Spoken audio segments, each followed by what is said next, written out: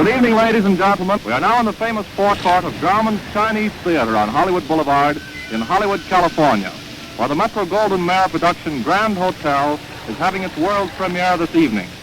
The outstanding cast of the motion picture industry has been lavished on this production. Any attempt to describe the setting here tonight would necessarily give only a very limited idea. Graumann's Chinese Theater this evening is a mecca for the elite of Hollywood. There are celebrities attending this premiere from all over the country. Hollywood Boulevard is ablaze with light. Thousands of people jam the sidewalks and the street in front of the theater and here in the forecourt. Batteries of cameras are banked on all sides of us. Microphones are suspended from overhead. The great array of stars featured in this picture is bringing the screen colony out in full force this evening. We promise to introduce all the celebrities that attend. You probably know from the advanced pictures and publicity that have been sent out, the action of the picture Grand Hotel centers around the great circular desk in the lobby. That same desk has been erected here this evening, and as the stars arrive, they will be asked to sign the hotel register. Naturally, it would be outside the province of anyone not connected with the film industry to attempt the introduction of Screenland's famous personages, so I will now turn the microphone over to our master of ceremonies, one of the outstanding actors of the screen, and a man of whom the film industry is very proud, Mr. Conrad Nagel.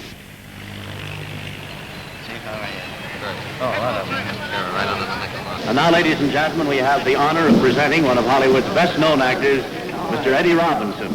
Eddie? Will you sign up here? Yes, indeed. You can't get into this hotel without signing up. Well, ladies and gentlemen, they're coming here so fast we can't keep track of them. Mr. Lou Ayres and his very charming wife, Miss Lola Lane, are just registering at the present time. And here's Lionel Barrymore, who gives that marvelous performance of Kringeline in Grand Hotel. Denmark's official representative to the Olympic Games, Jean Hershow.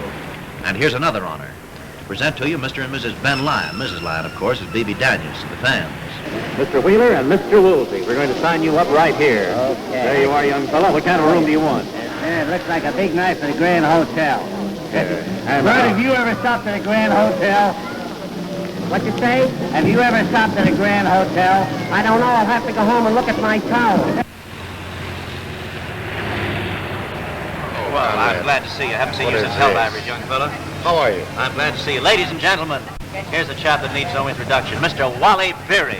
Thank Wally, you. will you sign up here? Yes, thank you, ladies and gentlemen. Wally Beery plays the part of Pricing in the picture tonight, or is it Pricing, Wally? Pricing. Pricing.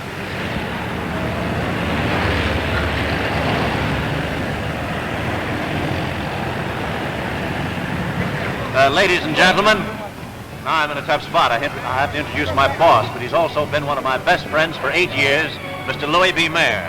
Mr. Mayer, will you sign up? You bet. We'll give you the best in the house. It's a great night. I think we better turn this over. I want to start a new page. Yes, sir. Thank you very much. Won't you say just a word for us? It's surely a great night. I'm only sorry that all my friends from the East, our President Nicholas Skenk and my associate Mr. Rubin can't be here and see the sight. I'm proud to be the head of an organization that can turn out the products we've been turning out. Our fans are entitled to the best, and I'm thankful that we can supply what we consider fine pictures. Proud of my associate Irving Thalberg, who was able to make this picture himself. And I hope you'll all enjoy it as it gave us a thrill to make it. I want to present the young man who was the director of this magnificent picture, my friend, Eddie Goulding. Here you are, Eddie. Say a word to the fans. Well, this is a spot. The director sounds very pompous at this time. How are you, Eddie? I'm glad to see you. It wasn't a man. Don't forget to sign up here. You've got to sign up to the register. Yes, sir. One of the screen's best actors. I want you to meet Walter Houston, who recently joined our MGM forces. Lillian, I haven't seen you since we were barnstorming over in Brooklyn. That's right. I couldn't be more excited. My own opening, I can't speak. I'm so scared. Are you glad to get home again? Well, after 8 months of Europe and New York, it's marvelous to get back here and see something really sensational with this opening. Brooklyn's very nice, but California looks good when we get Brooklyn back. looks nice to me. It's where I came from. Mr. Eddie Lowe is signing up. Have you ever noticed the Here's my pal Fred Niblo. at the beginning of so many pictures in the cinema houses? I've noticed it, Fred. I believe that Lion is the greatest critic in the world for the reason that he only sees the best pictures. You never see him anyplace else. If the picture isn't good, he isn't there. If it is good, he roars. If it isn't good, the audience roars. And when he roars, this is what he tried to say. Metro-Goldwyn-Mayer. Oh, what a liar. Thank you very much, Fred.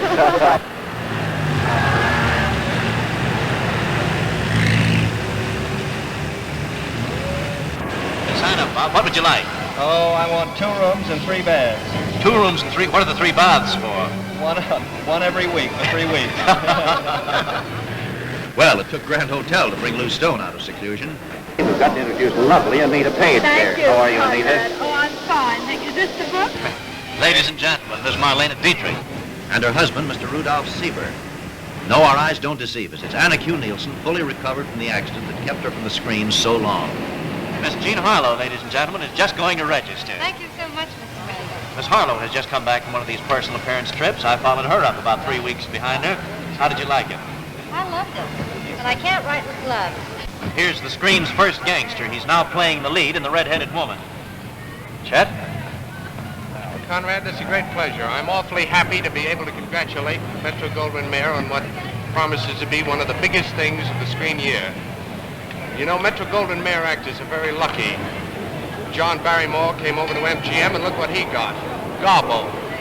Then there's Wally Beery. Look what he got. Joan Crawford. I've just signed with MGM and look what I got. The Red-Headed Woman. The debonair young gentleman hiding under the high hat is Billy Haynes. Ah, and here are Mr. and Mrs. Douglas Fairbanks, Jr. Mrs. Fairbanks, of course, is Joan Crawford, as you all know. Joan, it's very sweet of you to come over. How are you? Glad to see you. Why, you have a nice sunburn. Will you register? We shouldn't ask you to register to go in to see the Grand Hotel. I saw it in New York. Joan saw the opening. You have a grand performance. Thank you, Conrad. Everybody in the country is going to be arguing all winter long who gives the best performance in Grand Hotel. Won't you say just a word? I'm too nervous. Are you really? I'd like to say only one thing.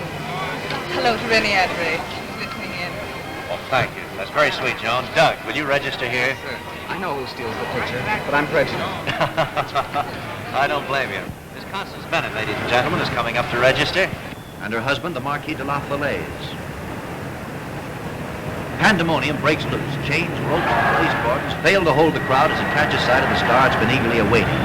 There's a wild, surging rush forward, carrying police and barriers with it, as the frenzied spectators struggle to greet and acclaim their favorite. Ladies and gentlemen, here comes the thrill of the evening. It's a great privilege and a great pleasure to present to you. Come on over here, Norma. It's your turn. You've probably guessed from the cheering that it's Miss Norma Scherer. Hello, Norma. How are you? Very glad to see you. You don't have to hand me a speech, darling. I'm not going to make one. Aren't you really? First of all, I want to say how glad I'm to see you back. Well, I'm glad to get back, Norma. Conrad, do you know that I never can make up my mind whether I'd rather be outside of one of these dinners or inside? I think with a picture like tonight, I'd rather be inside. You know, being a fan, it's hard, darling. I'm excited about seeing this picture, so I've never been in the studio before in my life. Good. I want to congratulate everybody in it. I think they're all marvelous. I just wish I'd been in it myself, but can't have all the luck, can you? No, that's right. Thank you, Norma. That's very sweet. Here, you can't go in without registering. Oh, I have to register? And he is a very great actor and a splendid fellow and a very great friend, Mr. Clark Gable. And now, friends, the excitement breaks all bounds. With frenzied cries, the crowd surges forward. Ropes and chains are strained to the breaking point. And like the bursting of a dam, the barriers finally give way. The police who've been able to maintain order until now rush madly to control the released humanity. But only the stout chains held by the vigilant guards at the entrance of the forecourt can stem that rush as the enthusiastic spectators dash forward to greet and acclaim their favorite stars.